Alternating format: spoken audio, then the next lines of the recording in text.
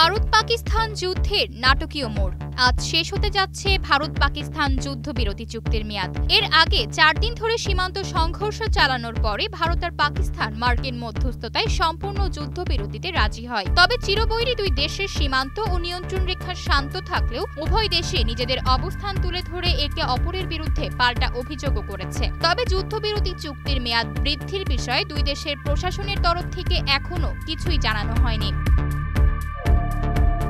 যেকোনো মুহূর্তে আবারও যুদ্ধের পরিস্থিতি তৈরি হতে পারে, এজন্য ভারত শাসিত জম্মু ও কাশ্মীরের গ্রামগুলোয় নতুন বাংকার তৈরির ঘোষণা দিয়েছেন মুখ্যমন্ত্রী ওমর আবদুল্লাহ। মানুষের আশঙ্কা পরিস্থিতি যেকোনো সময়ই খারাপ হতে পারে, তাই ঘরে ঘরে গোলাবর্ষণে ক্ষতিগ্রস্ত এলাকায় ব্যক্তিগত বাংকার নির্মাণে ব্যস্ত তারা।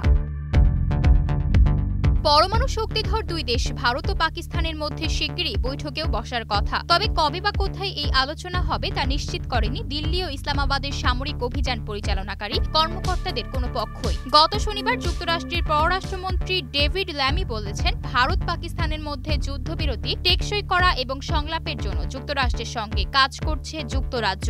পাকিস্তান ও ভারতের মধ্যে যুদ্ধবিরতিতে বড় ভূমিকা রেখেছিল যুক্তরাষ্ট্র সহ বিভিন্ন দেশ। যুদ্ধবিরতির পরও দুই দেশের মধ্যে সংলাপ আয়োজনের জন্য প্রচেষ্টা চালিয়ে যাচ্ছে তারা। এদিকে ভারতের প্রতিরক্ষা মন্ত্রী রাজনাথ সিং হুঁশিয়ারি দিয়ে বলেছেন, এখনো শেষ হয়নি অপারেশন সিন্দুর। অন্যদিকে ভারতের সঙ্গে সাম্প্রতিক সংঘাতে পাকিস্তান জয়ী হয়েছেন উল্লেখ করে শেহবাজ শরীফ বলেন, পাকিস্তান শান্তিকামী রাষ্ট্র, আমরা শান্তি চাই। আমরা শত্রুদের শিক্ষা দিয়েছি, তবে আমরা আগ্রাসনের নিন্দা জানাই। তবে যুদ্ধবিরতি চুক্তি নিয়ে আলোচনা না হওয়া অবধি শঙ্কায় দিন পার করছেন কাশ্মীরের দুই প্রান্তেরই জনগণ। আয়শা অর্থী, নিউজ ডেস্ক, গ্লোবাল টেলিভিশন।